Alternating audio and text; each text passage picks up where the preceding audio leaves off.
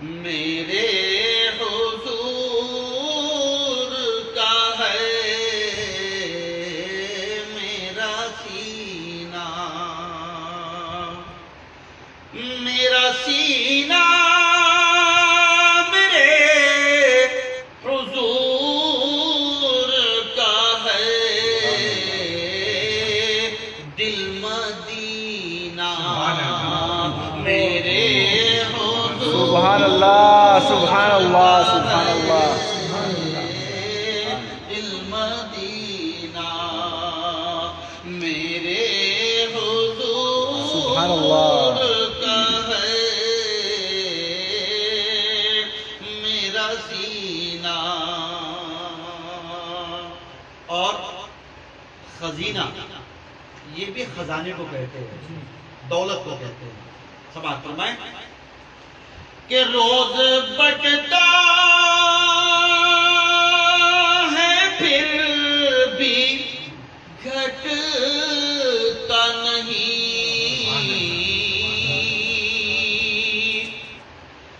روز بٹتا ہے پھر بھی گھٹتا نہیں،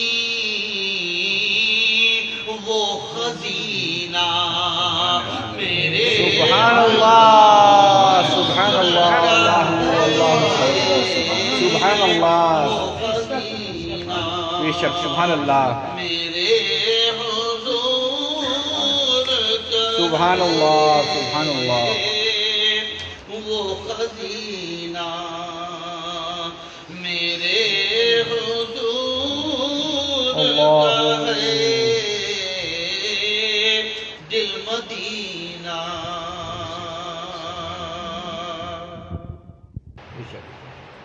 اس معنی کر کہ وہ بھی حضرت آدم علیہ السلام کی اولاد، ہم بھی حضرت آدم علیہ السلام کی اولاد، لیکن یہاں پر یہ بات نہیں آئے گی کہ وہ بھی انسان ہم بھی انسان برابر ہو گئے، نہیں، ہاں وہ بھی انسان، وہ بھی بشر، ہم بھی بشر، مگر ہمارے پسینہ نکلے تو بدبو آئے، اور پیارے نبی صلی اللہ علیہ وسلم کے جب پسینہ پاک آتا تھا تو لوگ اس کو شیشی میں بھر کر اپنے گھر لے جاتے تھے، کیوں؟ تاکہ ان کے گھر میں جب ان کی بچیاں دلہن بنے تو پیارے نبی صلی اللہ علیہ وسلم کا وہ پسینہ ان دلہنوں کو لگا کر ان کو خوشبودار بنایا جاتا ہے۔ ہمارے پسینے سے بدبو آئے اور پیارے نبی صلی اللہ علیہ وسلم کے پسینہ پاک میں ایسے خوشبو آتی تھی کہ دلہنیں اس کو عطر کے طور پر استعمال کیا کرتی ہیں۔ ہم تو خوشبو کے لیے عطر استعمال کرتے ہیں نا، ہم تو پرفیوم استعمال کرتے ہیں نا، پیارے نبی صلی اللہ علیہ وسلم ایسے مہکتے تھے، اور تو پسینہ نہیں، پیارے آقا علیہ السلام کے جسم پاک سے ایسے خوشبو نکلتی ہے۔ اب آپ دیکھیے نا، عود ہوتا ہے، عود آپ نے نام سنا ہو اور شاید دیکھا ہو، نہ دیکھا ہو، کبھی عود دیکھیے گا،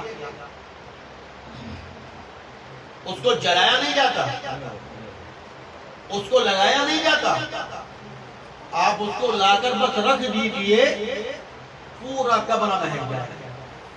یہ عود کی خصوصیت ہوتی ہے کہ بس ادھر جہاں رکھ دیا جائے پورے ماحول کو وہ مشکبار بنا دیتا ہے، خوشبودار بنا دیتا ہے۔ پیارے نبی صلی اللہ علیہ وسلم کو اللہ تبارک و تعالی نے ایسا مہک والا بنایا تھا، ایسا خوشبو والا بنایا تھا کہ پسینہ آئے گا اس میں خوشبو آئے گی، یہ تو بات کی بات ہے۔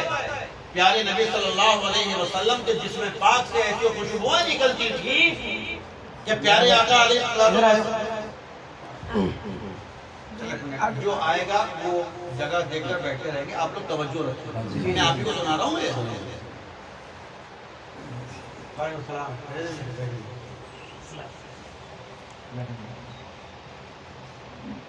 آپ توجہ رکھیں، کسی ایک کی توجہ میں ہو جائے گی تو سمجھے میں بیٹھ گیا، کچھ کا کچھ کہہ جاؤں گا ورنہ۔ اور اب جو بھی آئے نا وہی بٹھا لیجیے گا، ادھر انٹری مت لیجیے گا۔ پیارے آقا علیہ السلام، آپ کا جسم پاک ایسا مہکتا تھا کہ جس راستے سے گزر جاتے تھے وہ راستے مہکنے لگتے تھے۔ سبحان اللہ۔ لوگ کہتے ہوں گے ارے بھیا ایسے کیسے ہو سکتا ہے، کسی وہ انسان کے اندر ایسی مہک کیسے ہو سکتی ہے کہ جس راستے سے گزرے راستے مہکنے لگے؟ اللہ تعالیٰ نے پیارے نبی کی ایک چھوٹی سی مثال عود میں رکھ دی تاکہ قیامت تک کوئی پیارے نبی کے معجزے کا انکار نہ کر پائے۔ جیسے آج سے 100 سال 150 سال 200 سال پہلے لوگ سوچ سکتے تھے کہ پیارے نبی صلی اللہ علیہ وسلم معراج شریف میں گئے، ایک ہی رات میں مکہ شریف سے بیت المقدس فلسطین پہنچ گئے، وہاں سے پہلے آسمان، دوسرے آسمان، ساتوں آسمانوں کی سیر فرما لی، جنت کی سیر فرما لی، دوزخ کو بھی دیکھ لیا اور لامکان تشریف لے گئے۔ یہ کیسے ہو سکتا ہے ایک رات میں؟ کیسے ممکن ہے؟ ایک آدمی اتنی جلدی کیسے فاصلہ طے کر سکتا ہے؟ اللہ تبارک و تعالی نے اس زمانے میں پہلے ہوائی جہاز کو پیدا فرمایا تاکہ لوگوں کی سمجھ میں آ جائے، تھوڑی سمجھ جوان ہو گئی، پھر راکٹ کو پیدا فرما دیا تاکہ لوگوں کی سمجھ میں آ جائے کہ جب آج کے زمانے کا انسان کے ذریعے بنایا ہوا ایک فارمولا اتنی تیزی کے ساتھ اتنا لمبا سفر طے کر سکتا ہے تو پیارے نبی صلی اللہ علیہ وسلم کو تو اللہ تبارک و تعالی نے خود بنایا، اپنے کرم سے بنایا۔ تو جب بندوں کا بنایا ہوا اتنا تیز ہے تو رب کا بنایا ہوا تو کوئی معراج شریف کا انکار نہیں کر سکتا، ایک تو ایمانی طور پر نہیں کر سکتا۔ ارے بھائی سمجھ میں آئے کہ نہیں آئے، مگر اللہ رسول نے فرما دیا ایمان لانا ہی لانا ہے، اس میں سمجھنے اور سمجھانے کی کوئی بات نہیں ہے کہ یہ بات سمجھ میں نہیں آتی، وہ بات سمجھ میں نہیں آتی، نہیں آئے سمجھ میں۔ اسلام کا معنی ہے کہ جو رب اور محبوب رب نے فرما دیا بس سر جھکا دو، اسی کا نام اسلام اور مسلمان ہے۔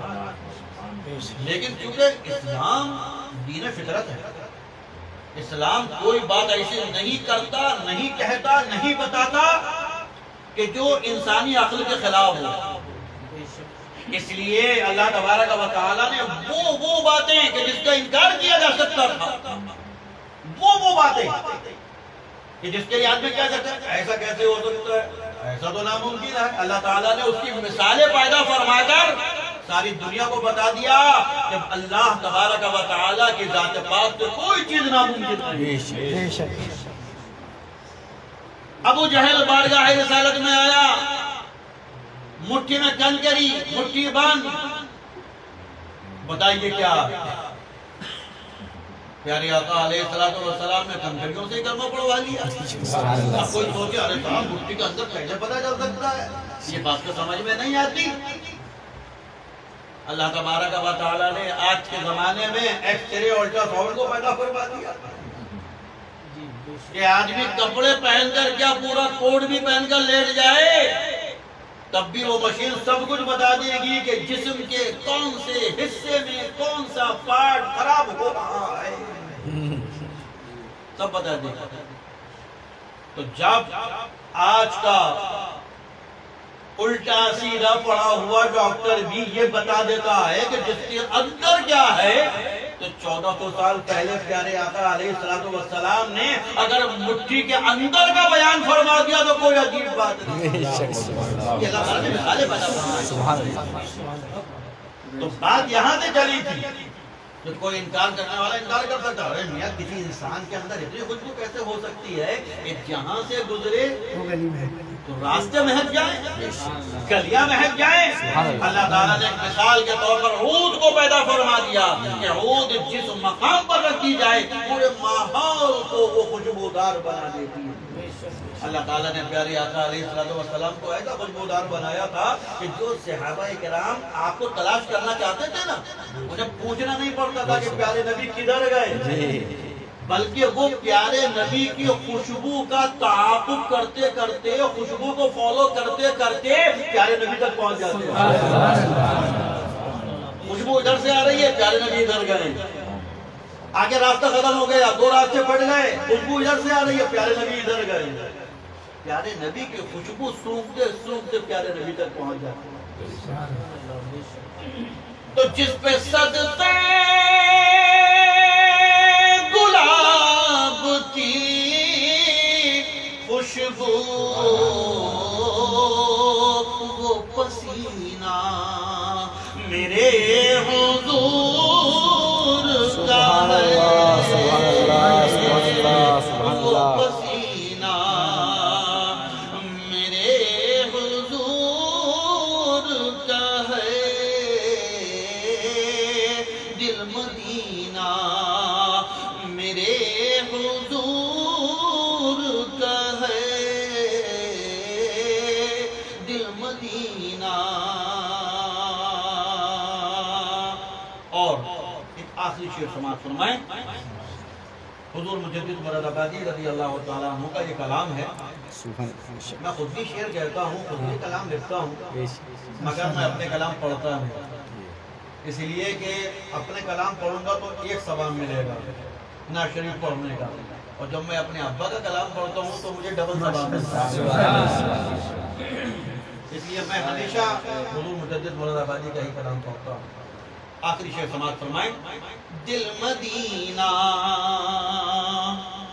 زندگی جس پہ ناز کرتی ہے،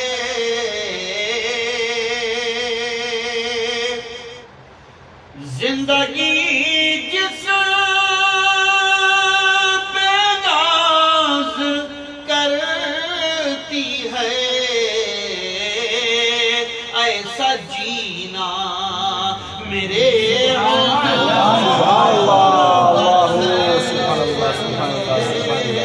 ایسا جینا میرے حضور کا ہے، ایسا جینا۔ ایک انسان کی طاقت میں جو ہوتا ہے وہ انسان